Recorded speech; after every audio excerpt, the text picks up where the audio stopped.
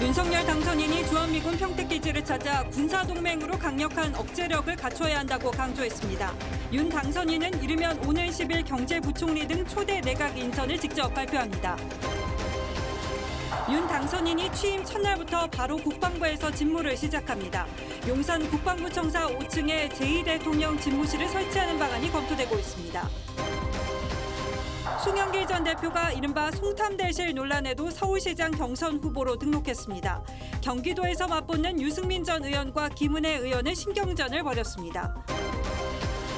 고려대도 조국 전 장관 딸 조민 씨의 입학 취소를 결정했습니다. 고려대는 해당 결정을 지난 2월 말 의결했고 조 씨에게 이미 통보했다고 했습니다. 코로나가 풍토병화되는 엔데믹의 시점을 두고 정부 내에서도 다른 전망이 오갔습니다. 앞서 대통령과 총리가 내놓은 낙관적 발언에 보건복지부는 당분간은 어렵다고 했습니다. 품질이 낮은 고기를 1등급으로 만드는 기술이 있다며 투자자를 끌어모아 1,600억 원을 가로챈 남성이 베트남에서 붙잡혔습니다.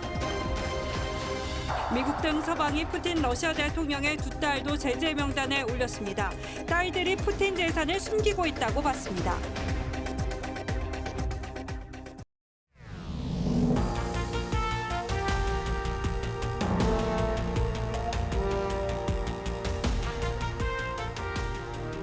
시청자 여러분 안녕하십니까? 뉴스9의 신동욱입니다. 대통령 당선인의 시간은 짧습니다.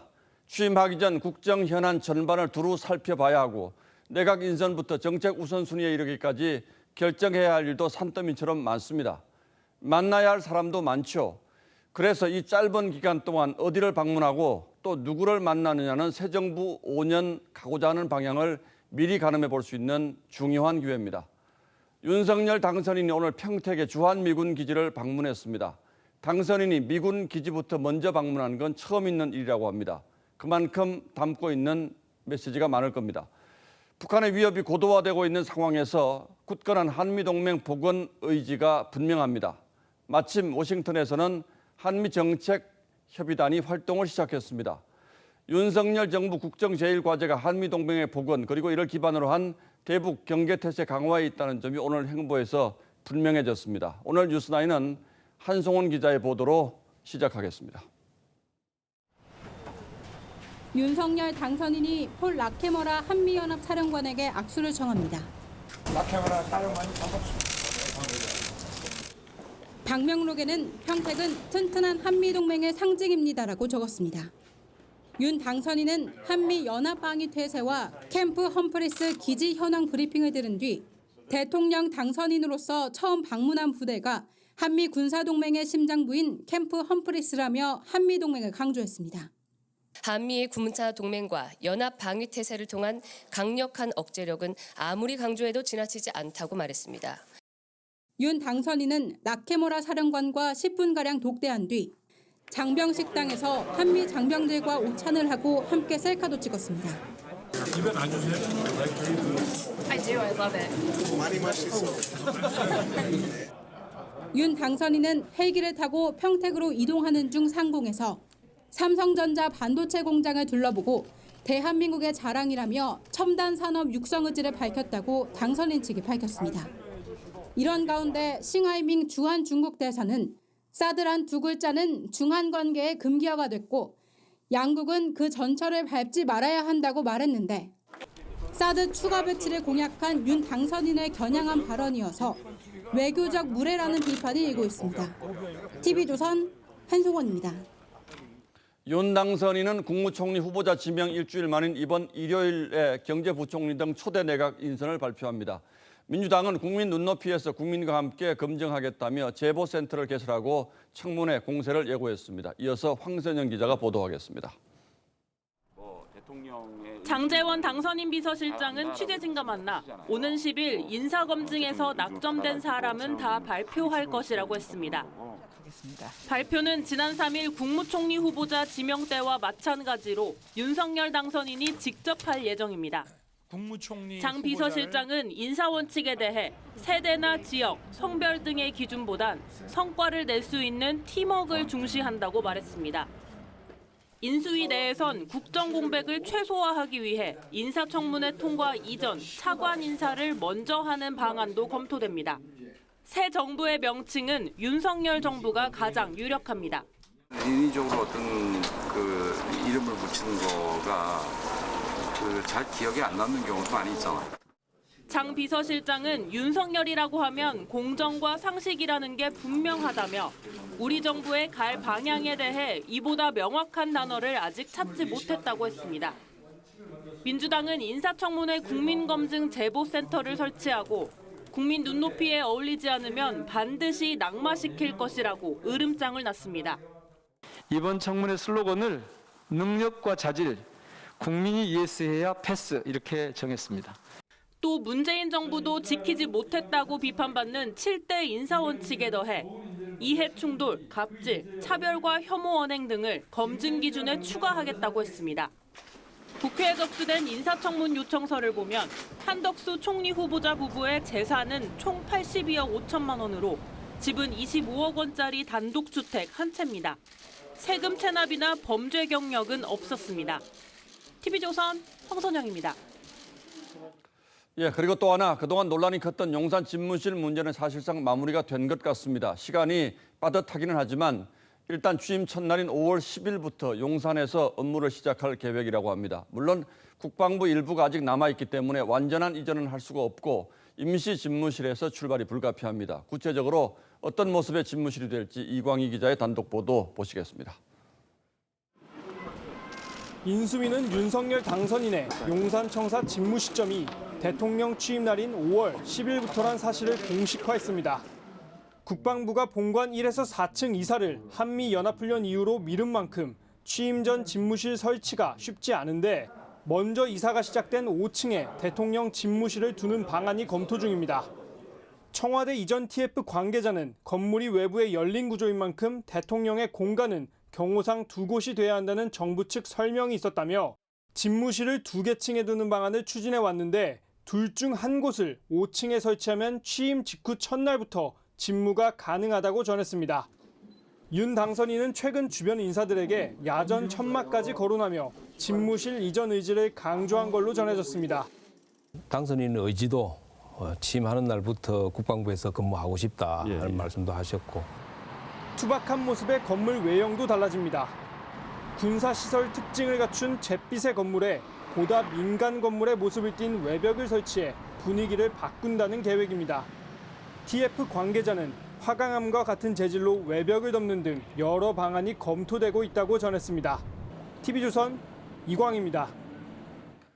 국방부는 오늘 이사업체와 계약을 맺고 본격적인 이사 작업에 들어갔습니다. 먼저 1차 이전 대상인 청사 5층에서 10층 사용 부서들부터 문서 파쇄와 이삿짐 싸기가 시작됐습니다. 용산시대 준비로 분주했던 국방부의 오늘 하루를 구민성 기자가 돌아봤습니다. 장병들이 한 짐 가득 쌓아 올린 수레를 엘리베이터에서 내립니다. 국방부 건물 복도엔 마대 자루들이 수북합니다. 국방부는 본격적인 이전을 앞두고 문서 파쇄 작업에 돌입했습니다. 국방부 장병들과 직원들은 수레와 마대 등을 이용해 파쇄 차량으로 실어 날랐습니다. 국방부는 오늘 이사 전문업체와 정식 계약을 완료했고 내일 아침 8시부터 이사 트럭이 경내로 들어와 이삿짐을 실어 나른다고 밝혔습니다. 국방부 청사 본관 건물 중 지원, 후생시설이 들어선 5에서 10층부터 우선 사무실을 비웁니다. 2에서 4층에 입주해 있는 장차관실 등 지휘부와 작전 대비태세 부서는 오는 20일 한미연합훈련이 끝난 뒤 이전합니다. 참이나 국방부 지휘부는 훈련 종료 후에 이전을 추진할 것으로 그렇게 알고 있습니다. 국방부 관계자는 집무실 이전 예비비 360억 원 중 이사비 30억 원, 정보통신 구축비 55억 원, 시설 보수비 33억 원 등 총 118억 원이 국방부 이전 비용이라고 밝혔습니다. TV조선 구민성입니다. 지방선거가 55일 앞으로 다가온 가운데 여야가 광역단체장 예비후보 등록을 마감했습니다. 민주당에서는 송영길 전 대표와 박주민 의원이 서울시장 후보 경쟁에 나섰는데 두 사람 모두에게 후보 자격론이 불거졌습니다.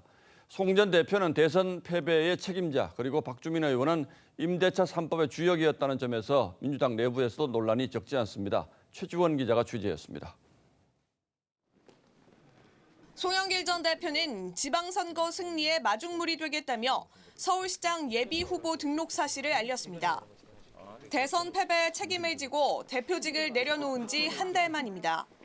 하지만 86세대 용퇴를 주도해놓고 본인이 먼저 출마에 나선 것을 두고 소탐 대실에 빗대 송탐 대실이란 지적도 나왔습니다.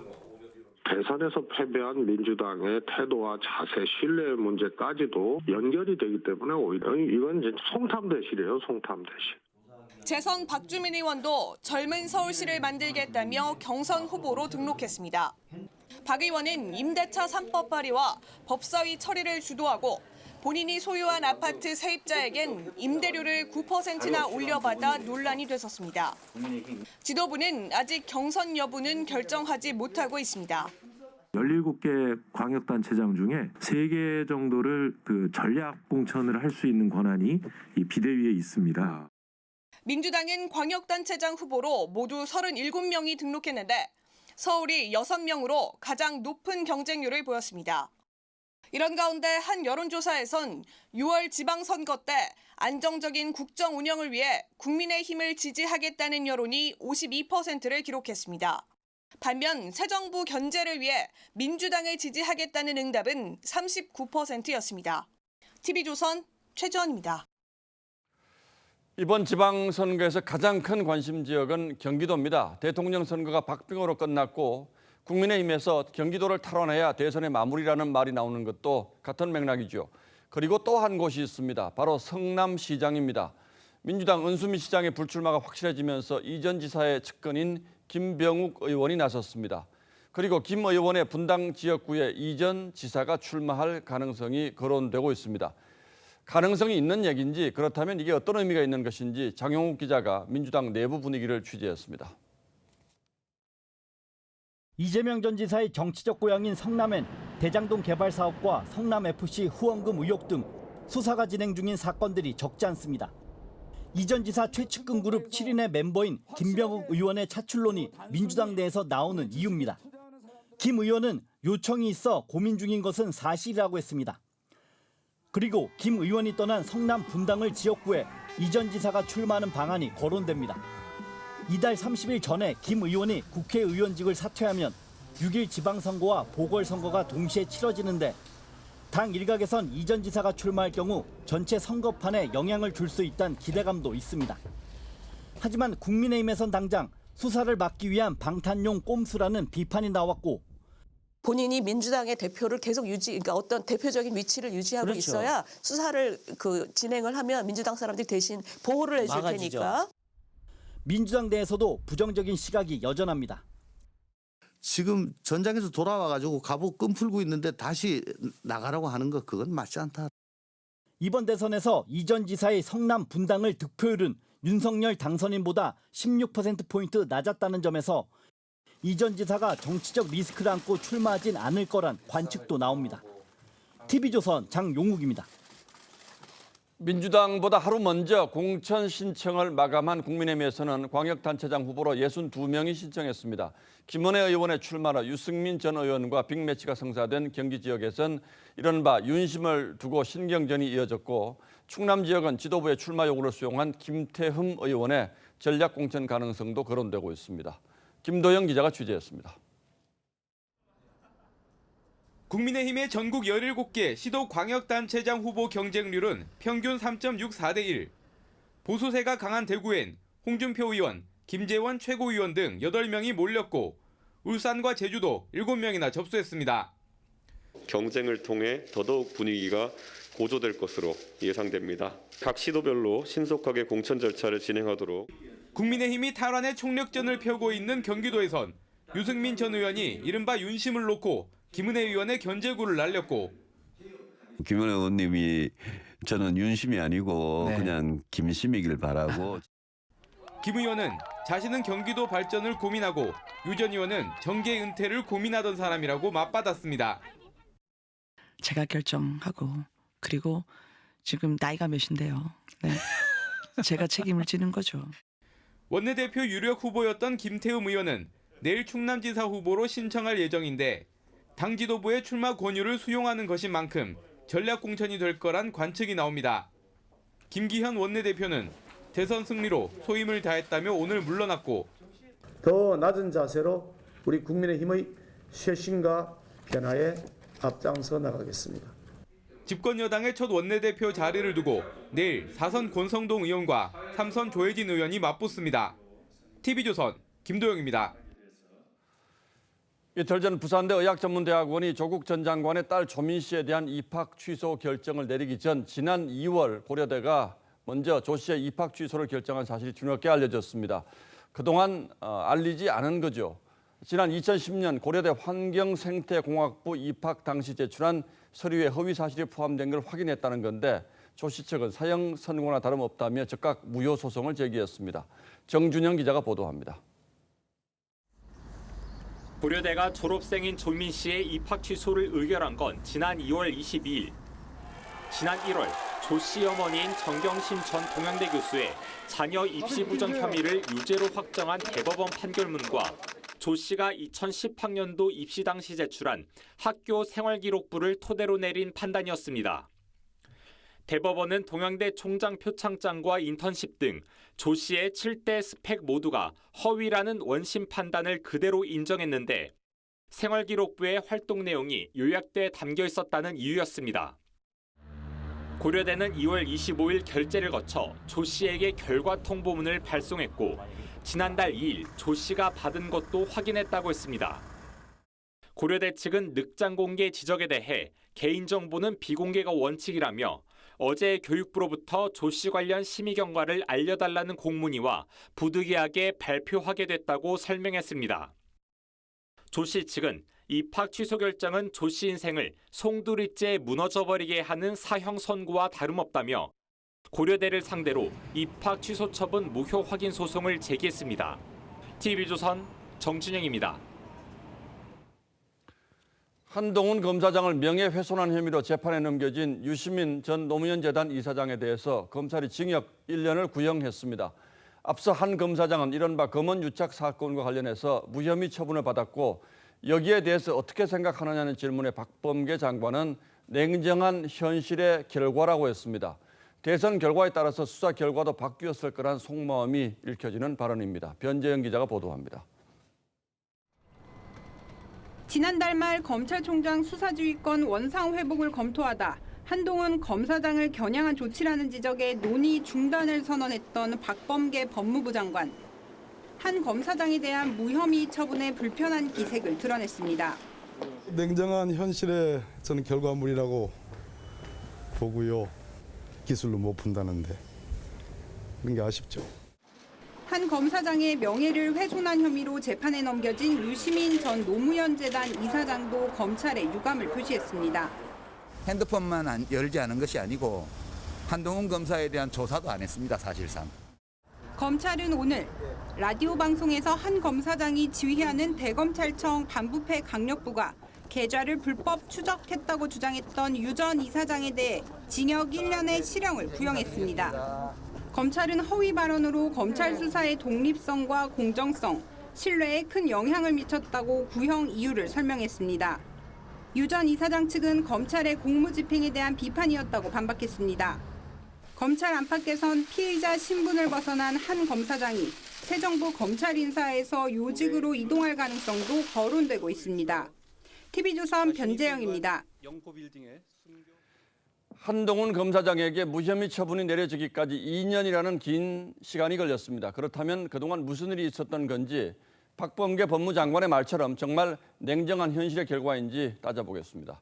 자, 최원희 기자, 이미 다 잊어버린 분들이 많을 텐데요. 한동훈 검사장이 뭘 잘못했다는 거였죠? 네, 2년 전 시민단체가 이동재 전 채널A 기자와 한동훈 검사장을 협박 혐의 등으로 고발했습니다. 예. 기자와 고위 검찰이 결탁하여 공동에 의한 의사합치가 이루어지지 않고서는 그런 내용 협박을 하는 것 자체가 불가능하기 때문에 앞선 MBC 보도가 발단이 됐는데요. 이 전 기자가 윤석열 총장의 최측근 간부와의 친분을 내세워서 수감 중인 전 신라젠 대주주 이철 씨를 상대로 여권 인사인 유시민 씨의 비위 자료를 내놓으라고 협박했다는 내용이었습니다. 검찰은 이 전 기자를 강요 미수 혐의로 기소했는데 한 검사장은 이 전 기자와 공모했다는 혐의에 대해서 수사를 받아왔습니다. 지난해 1심 재판에서 이 전 기자는 이미 무죄를 선고받지 않았습니까? 그렇다면 그때 공동 당사자라고 할 수 있는 한 검사장에 대해서도 결론이 난 걸로 볼 수도 있겠는데요. 네, 검찰은 한 검사장이 이 전 기자와 공모했다고 인정할 증거가 없다고 밝혔습니다. 검찰도 앞서 이 전 기자를 재판에 넘길 때도 한 검사장과의 공모 혐의를 적시하지 못했습니다. 또 1심 재판부는 무죄를 선고하면서 이 전 기자가 이철 씨에게 쓴 편지에 대해서도 검찰과 연결돼 있지 않으면 알 수 없는 구체적 정보라고 보기 어렵다고 한 바 있습니다. 주관적인 판단의 문제가 아니라 구체적인 증거를 통한 혐의 입증이 안 됐다는 건데 그렇다면 검찰은 왜 이렇게 오랫동안 사건을 붙잡고 있었습니까? 네, 서울중앙지검 지휘부는 한 검사장의 휴대전화를 핵심 증거로 지목하고 이걸 풀면 입증이 가능하다라고 생각을 했던 겁니다. 한 검사장의 아이폰에 대해 2020년 6월부터 포렌식을 시도해 왔는데 현재 기술로는 비밀번호를 못 푼다는 결론이 났죠. 수사팀은 2년간 11차례에 걸쳐서 무혐의하겠다고 보고했지만 지휘부는 이 포렌식이 이루어지지 않았다는 이유 등으로 최종 결재를 해주지 않은 걸로 전해집니다. 이 전 기자의 휴대전화가 이미 다 밝혀졌기 때문에 한동훈 검사장의 휴대폰을 꼭 풀어야 했을까라는 의문도 있는데 자 어쨌든 그렇다면 이제 논란은 끝이 났다고 봐야 합니까? 무혐의 결론이 나긴 했지만 고발인 등이 불복해서 항고에 나설 가능성이 있습니다. 핵심 물증이 될 가능성이 있는 휴대전화가 풀리지 않았다라는 점에서 논란화하려는 시도는 계속될 수 있습니다. 앞으로 검찰은 핸드폰 비밀번호를 풀지 못하면 일반인이나 또는 다른 범죄자 모두 다 무혐의 처분할 겁니까? 윤석열 당선인의 최측근을 봐주게 하기 위한 것 아닌가? 네, 게다가 결론이 이미 난 사건인데 정권 교체가 결정된 이후에야 최종 결재가 이루어진 점에서 다시 한번 검찰 신뢰도에 상처를 입힌 사건으로 기억될 겁니다. 예, 이 사건은 검언유착이라고 대대적으로 보도를 한 언론사도 아직은 아무 입장 표명이 없어서 앞으로 두고 회자가 될 사건이면 분명하죠. 예, 최원희 기자 잘 들었습니다.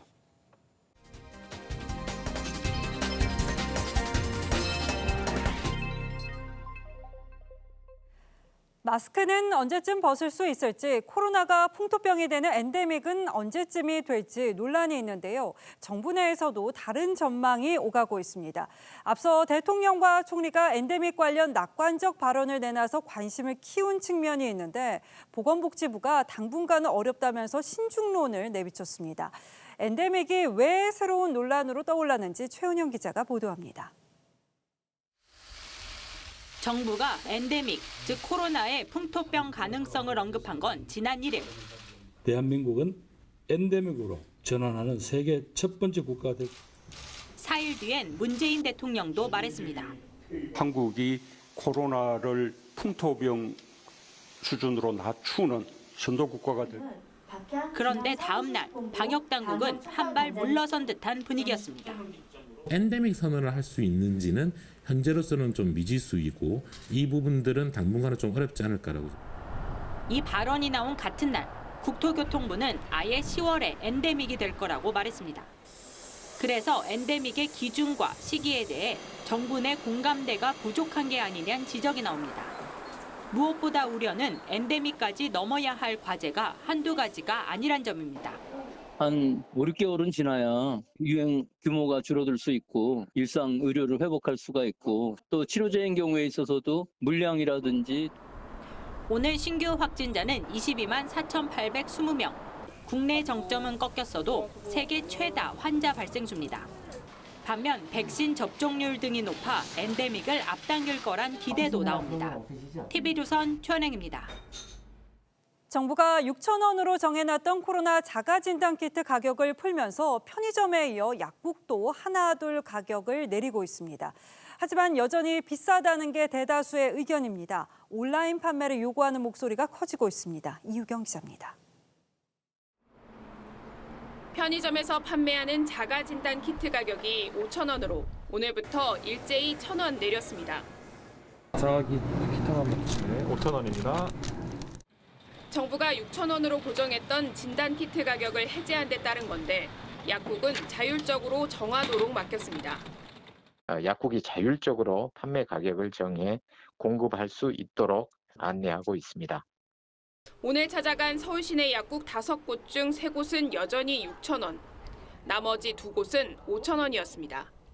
두 개 들어있어요. 10,000원, 한 개 5,000원. 이 정도로 내렸다고 그러거든요. 시민들은 여전히 비싸다는 반응입니다. 증상이 있을 경우 4인 가족이 한 번만 검사를 해도 2만 원이나 드는 데다 온라인에서 3,000원대에 구입했던 때를 생각하면 더 내릴 수 있다고 보는 겁니다. 학생으로서 개인적으로 사고 쓰기에는 좀 부담되고요. 일주일에 2-3번 이상 쓰다 보니까. 정부는 온라인 판매에 아직 부정적입니다. 가격 동향 등 시장 상황을 지속적으로 모니터링하여 온라인 판매 제한 조치의 변경이나 해제를 검토할 예정입니다. 하지만 하루 확진자가 수십만 명 쏟아지는 상황에서 진단키트 같은 방역 비용까지 떠안아야 하는 국민 불만을 정부가 계속 외면하기는 힘들 것으로 보입니다. TV조선 이유경입니다. 휠체어를 탄 50대 장애인이 지하철 역사에서 에스컬레이터를 타고 올라가다가 넘어져 숨졌습니다. 사고 에스컬레이터에는 이 휠체어나 유모차 진입을 막는 차단봉도 없었습니다. 차순우 기자입니다. 출입 통제선이 설치된 에스컬레이터 옆에 부서진 전동 휠체어가 놓여 있습니다. 오늘 낮 12시 50분쯤 서울 지하철 9호선 양천 향교역에서 전동 휠체어를 탄 50대 장애인 A씨가 에스컬레이터에서 추락해 숨졌습니다. 장애인 중에 에스컬레이터 타시다가 돌아가셨다. 사고가 난 에스컬레이터는 장애인용 리프트가 따로 설치돼 있지 않아 휠체어나 유모차는 안전상 오르지 못하게 돼 있지만 진입을 막는 차단봉은 없었습니다. 당시 사고 현장에서 50m 떨어진 곳에 엘리베이터 한 대가 정상 작동 중이었습니다. A씨가 승강기를 두고 에스컬레이터에 오른 이유는 확인되지 않았습니다.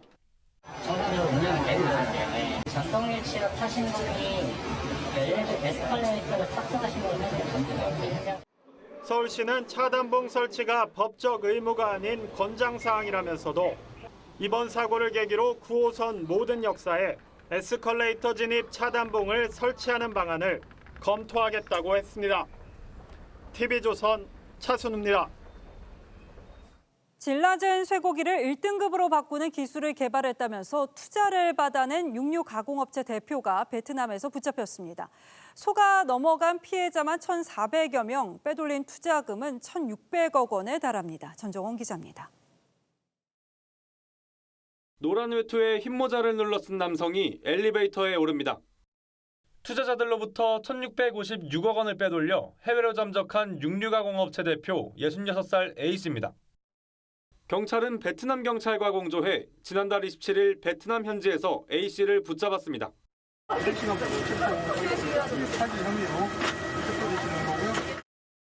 A씨의 사기 행각은 2016년 무렵부터 시작됐습니다. 값싼 저등급 쇠고기를 숙성시켜 1등급으로 만드는 기술을 개발했다며 투자자를 끌어모으기 시작한 겁니다. 4년 전 한 시민단체로부터 창조기업상을 수상하기도 했습니다.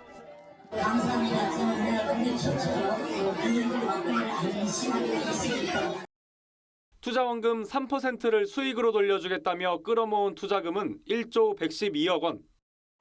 A씨는 새로 들어오는 투자금을 기존 투자자들에게 수익금으로 나눠주는 이른바 돌려막기 수법으로 투자자들을 안심시켰습니다. 피해자는 1,480명에 달합니다. 한두 달까지는 2% 이자로 해서 잘 들어왔고요. 3달째에서 지급이 안 됐고. 경찰은 A씨에 대해 구속영장을 신청할 방침입니다. TV조선 전정원입니다. 60대 남성이 공사장에서 훔친 철제빔을 도로로 던져서 차량 2대가 철제빔에 연이어 부딪혔습니다. 이 절도범의 덜미가 잡히면서 사건이 일단락되는가 싶었는데 철제빔에 부딪힌 피해 운전자 중 한 명이 음주운전한 사실도 추가로 드러났습니다. 박건우 기자입니다. 도로를 달리던 자동차가 갑자기 덜컹거리며 멈춥니다. 도로에 떨어진 길이 30cm짜리 철제빔에 부딪힌 겁니다. 앞서 가던 또 다른 승용차도 같은 사고를 당했습니다. 사고는 지난달 28일 밤 11시 40분쯤 광주 지하철 2호선 공사장 인근 도로에서 벌어졌습니다. H빔을 발견하고 브레이크를 밟았는데 이미 늦었죠. 그래가지고 범퍼랑 아래 하부가 완전히 망가진 사고거든요. 알고 보니 이 철제빔은 절도범이 훔치려던 공사 자재였습니다. 경찰 조사 결과 64살 A씨는 차량 사고에 앞서 공사장에 침입해 철제빔 2개를 훔치려 했습니다. A씨는 무게 10kg짜리 철제빔 2개를 공사장 울타리 넘어 이 도로로 집어 던졌습니다. 하지만 철제빔 때문에 교통사고가 나는 바람에 경찰이 출동했고 조사 과정에서 절도 행각이 발각돼 범행 8일 만에 덜미를 잡혔습니다. 누가 이제 신고를 한 것 같아요. 그것이 그 당시 때 그 HBM 절도돼갖고 누가 던져놓은 건지 그걸 어떻게 알겠어요. 피해 운전자 2명 가운데 1명은 절도범이 두고 간 철제빔 때문에 음주운전을 한 사실까지 들통나고 말았습니다. TV조선 박거루입니다. 택시기사가 보이스피싱 수거책을 잡는 기지를 발휘했습니다. 이 승객의 수상한 낌새를 눈치챈 택시기사가 112에 전화를 해서 점심에 해장국을 먹자면서 목적지와 동선 정보를 제공한 건데요. 그런데 이 택시기사 승객이 보이스피싱 수거책이라는 건 대체 어떻게 알아챘던 걸까요? 구자영 기자가 취재했습니다. 택시 뒷좌석에 승객이 올라타고 택시기사는 운전하며 누군가와 전화 통화를 합니다. 잠시 뒤 택시가 고속도로 나들목 인근에 서 있는 경찰차 앞에 급정거하더니 기사가 차에서 내려 경찰에게 도움을 요청합니다. 혼자 남은 승객은 한 달 전 같은 택시를 탔던 보이스피싱 수거책이었습니다. 택시기사는 같은 장소에서 태운 승객이 보이스피싱 동일범이라는 걸 알아챘습니다. 택시기사는 보이스피싱범이 자신이 모르는 택시에 탔었다는 경찰 연락을 받고 블랙박스를 확인했는데 바로 그 다음 날 영상 속 인물이 택시를 타자 깜짝 놀랐습니다. 당황은 했죠. 저 사람이 또 타네? 타도 어떻게 내 택시를 타냐고. 그 많은 택시 중에 운이 없는 거죠. 택시기사는 112로 전화를 걸어 해장국을 먹자는 등 동료들과 점심 약속을 하는 것처럼 연기하며 목적지와 동선을 알렸습니다. 같이 밥 먹은 약속이 된 것처럼 전화를 했죠. 남한산 IC 밑에 있는 해장국집에서 밥 먹죠. 그랬습니다. 위험한 상황임을 눈치챈 경찰은 택시기사가 알려준 위치로 고속도로 순찰대를 출동시켜 범인을 검거했습니다. 택시기사의 기지로 붙잡힌 40대 수거책은 또 다른 보이스피싱 범죄에도 연루돼 조사를 받고 있습니다. TV조선 구자영입니다. 연속기획 임대차법 현주소 이어갑니다. 임대차법 시행 이후에 집주인과 세입자 분쟁이 속출하자 정부는 주택 임대차 분쟁 조정 사례집까지 만들었죠. 하지만 분쟁은 여전합니다. 갈등 조장법이라는 오명을 낳고 있는 임대차법 분쟁 사례 지선호 기자가 짚어봤습니다. A씨는 지난해 말 전세 재계약을 앞두고 집주인으로부터 실거주하겠다는 통보를 받았습니다. 이사를 나간 A씨는 얼마 뒤 우연찮게 이전 전셋집을 찾았다가 눈을 의심했습니다. 당연히 여기 있을 거로 생각을 했어요. 갑자기 좀 행사수설을 하시더니 집이 아니래요. 전세 갱신권을 행사할 수 없는 임대차법 예외 조항을 악용해 집주인이 새 세입자를 들인 겁니다. 세입자는 집주인 거주 여부를 확인해서 손해배상 소송을 걸 수 있지만 실익이 없다는 지적이 많습니다. 손해배상을 청구한다고 하더라도 시간과 노력에 비해서 실익이 크지 않다 보니까 세입자가 자기 권리를 적극적으로 행사하지 않고 있는. 반대로 세입자가 전세 갱신권을 포기해주는 대신 과도한 이사비를 요구하는 경우도 빈발합니다. 수백, 수천만 원의 퇴거 위로금은 관행이 됐고 홍남기 부총리도 피해가지 못했습니다. 퇴거 위로금 형태로 지급한 거는 맞습니까?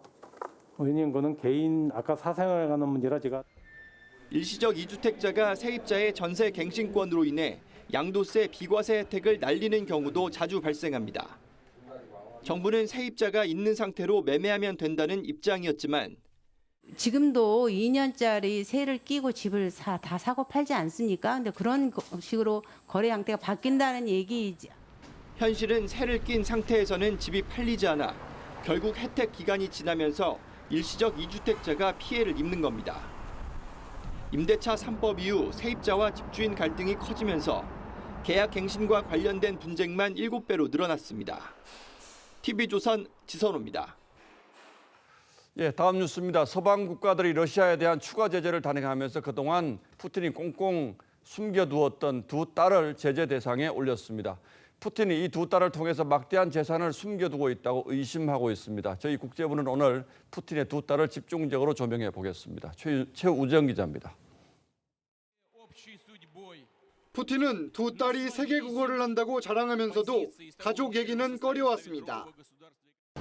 Они тоже живут нормальной жизнью. Дочери у меня занимаются наукой, образованием. Никуда не лезут, ни в какие там политику, ни в какую. Живут нормально. 서방은 이 평범하단 두 딸이 푸틴의 자산 일부를 관리하는 걸로 판단합니다. 큰딸 마리아는 투자회사의 공동 소유주로 남편은 가스프롬 방크에서 근무합니다. 둘째 카테리나는 모스크바대 과학연구진흥재단을 운영 중입니다. 이혼한 남편은 러시아 엘리트의 사금고로 불리는 러시아은행 대주주의 아들입니다. 푸틴이 이들을 통해 자산 일부를 은닉했다고 서방은 보고 있습니다. 미국은 러시아 최대의 국책은행 스베르방크와 최대 민간은행 알파뱅크를 국제금융 시스템에서 차단하기로 했습니다.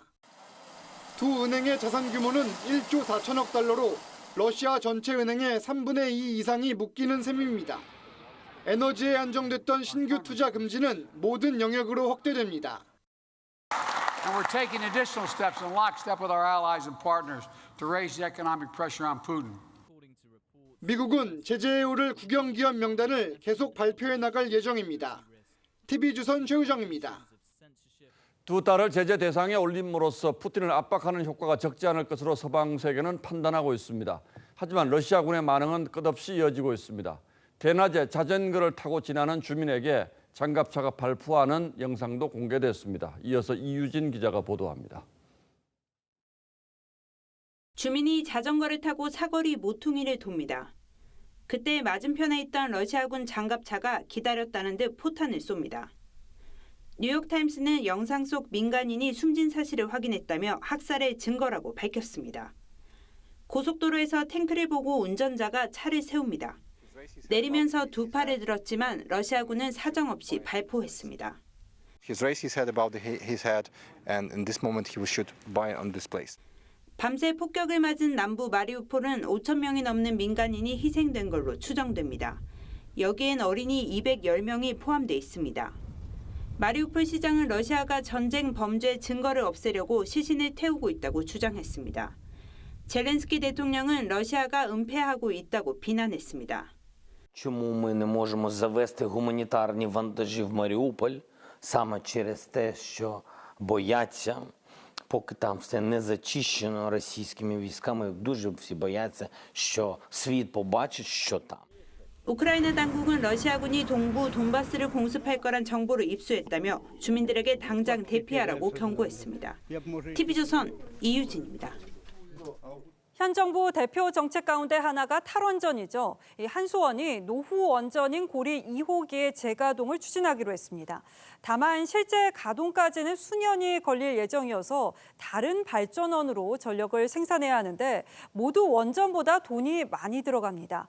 국민 부담으로 돌아오는 건 물론이고 전기요금 인상도 불가피하게 됐습니다. 보도에 장혁수 기자입니다. 내년 4월 설계 수명이 끝나는 고리 2호기. 한국수력원자력이 원자력안전위원회에 안전성 평가 보고서를 제출하면서 가동 연장이 가까스로 추진됐습니다. 하지만 보고서 심사부터 검토까지는 4년에서 5년이 걸릴 전망입니다. 한수원도 적어도 2026년까지는 고리 2호기의 가동이 힘들 것으로 보인다고 밝혔습니다. 원전 가동 중단으로 전력 생산을 못해 입게 되는 손실도 막대합니다. 전문가에 따르면 설비 용량이 650메가와트급인 고리 2호기의 발전 금액은 소매 전력 가격 기준으로 하루에만 17억 원에 이릅니다.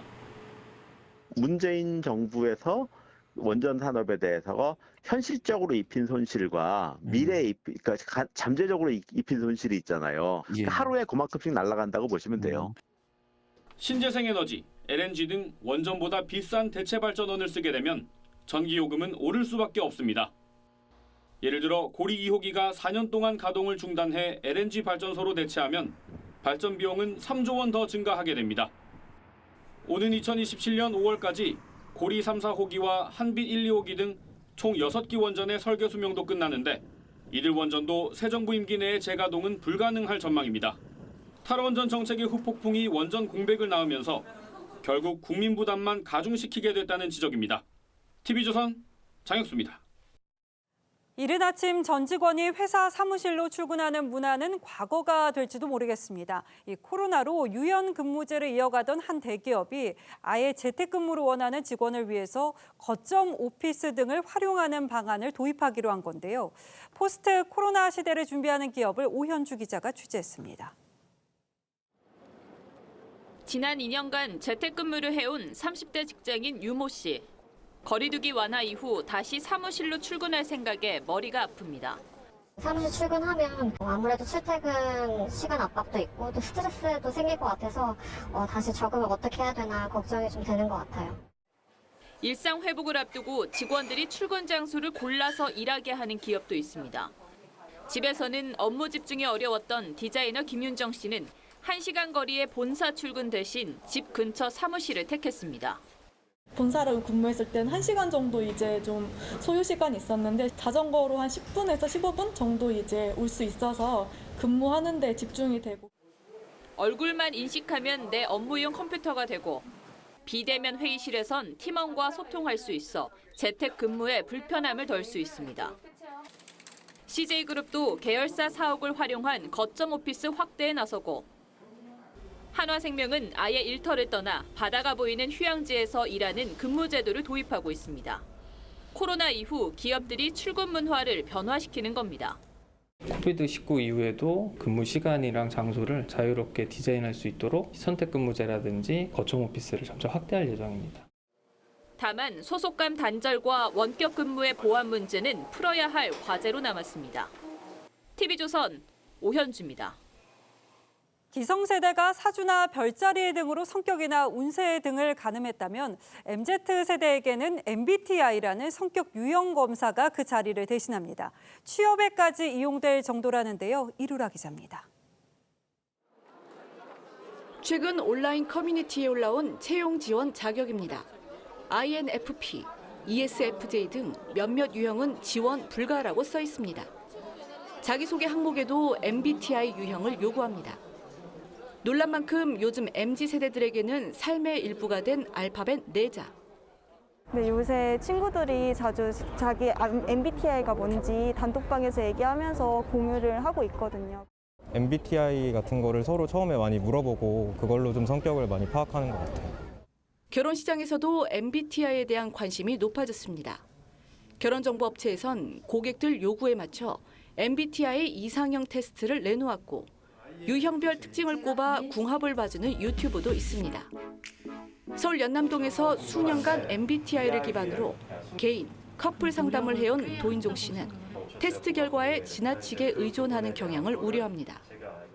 처음 만난 날 예약해서 오시는 분도 있고 상대가 나한테 맞는지 아닌지에 대한 거를 너무 빨리 분별해 버리려고 하는 MBTI 본래 취지가 배려와 포용인 만큼 배척의 수단이 돼서는 안 된다는 겁니다. 이 결과 문구 하나에 집착하기보다는 나한테 이런 모습이 있을 수도 있겠구나 이 정도로 받아들이는 게 적절하게 검사를 활용하는 방법일 것 같아요. TV조선 이루랍니다.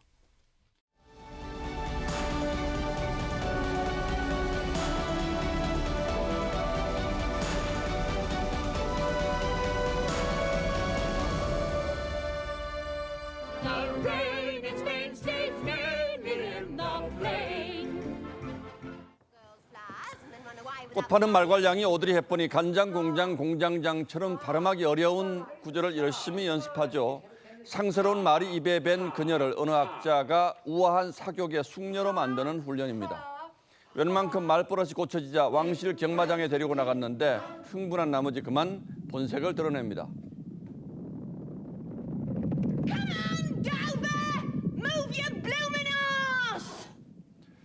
얼떨결에 서울시장에 출마한 황정민이 연설을 준비합니다. 안녕하십니까. 서울특별시장 후보. 보다 못한 동생이 나섰죠. 그것도 못하나. 깝깝하네. 특별시 무대? 나는 바람풍 해도 너는 바람풍 하라는 속담처럼 갑갑한 장면입니다. 그런데 상습적인 내로남불 증후군에 걸린 사람들은 내가 무슨 황당한 말을 하는지도 모르는 경우가 많습니다. 민주당 윤호중 비대위원장이 윤석열 정부 내각 인사청문회에 문재인 정부의 7대 도덕성 검증 기준을 적용하겠다고 했습니다. 듣는 사람이 어리둥절합니다. 그래서 한번 돌아보겠습니다. 지난 5년 대통령이 야당 동의 없이 임명을 밀어붙인 장관급 인사가 34건에 이릅니다. 그 대부분이 7대 기준에 문제가 있었고요. 첫 내각부터 총리, 외교장관, 공정거래위원장이 위장전입, 국방장관이 음주운전 논란에 휘말렸습니다. 조국 법무장관은 또 어떻습니까? 임명을 강행했다가 나라가 두 쪽으로 결단 날 뻔했죠. 지난해 과기부 장관은 위장전입, 논문 표절, 증여세 탈루, 가족 동반 출장, 자녀 이중 국적 논란까지 종합 세트를 방불케 했지만 역시 그대로 임명됐습니다. 그분들을 인사청문회에서 열심히 감싸고 방어했던 의원들은 민주당 의원들이 아니었던가요? 도덕성 검증을 비공개로 하는 법안까지 냈던 건 또 어느 당이었습니까? 그런 민주당을 가리켜 국민의힘이 코미디라고 하자 민주당은 또 한 번 바람풍 같은 말로 받아 넘겼습니다.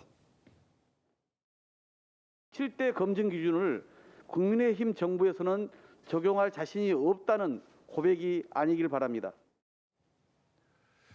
물론 7대 기준이든 8대 기준이든 장관들에게 일정 기준의 도덕성을 요구하는 건 어느 나라나 마찬가지입니다.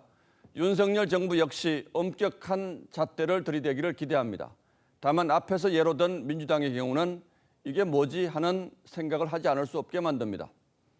동해 어느 해안도로에 몇 년 동안 시침이 떼고 천연덕스럽게 서 있던 표지판입니다. 커브가 급한 곳이니까 조심하라는 건데 긴장하기는커녕 웃다가 사고 날까 걱정입니다. 민주당을 바라보는 마음이 딱 그렇습니다. 정색하고 화내기에는 너무 우습고 그렇다고 포복절도하며 웃어넘기기엔 또 기괴합니다. 제발 이게 내로남불의 마지막 편이길 바랄 뿐입니다. 4월 7일 앵커의 시선은 어이를 찾습니다. 였습니다.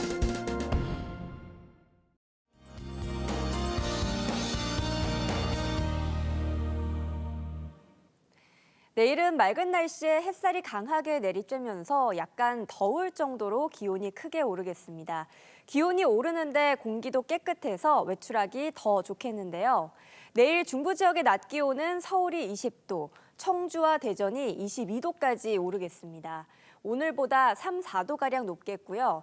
남부 지역은 대구가 23도, 광주는 24도까지 오르겠습니다. 그래도 중부, 남부 할 것 없이 겉옷은 꼭 챙기셔야겠는데요. 일교차가 크겠고 바람이 불 때면 쌀랑할 수 있겠습니다. 산불 가능성은 더 커지고 있습니다. 건조특보가 확대되고 있고요. 강원 영동 쪽으로는 강풍주의보까지 내려졌습니다. 작은 불씨도 큰 화재 사고로 이어질 수 있는 만큼 주의하셔야겠습니다. 주말에는 기온이 좀 더 오르겠고요. 토요일 아침에는 경기와 충남 지역에 비가 조금 오겠습니다. 날씨였습니다. 4월 7일 목요일 뉴스9는 여기서 모두 마치겠습니다. 시청해주신 여러분 고맙습니다.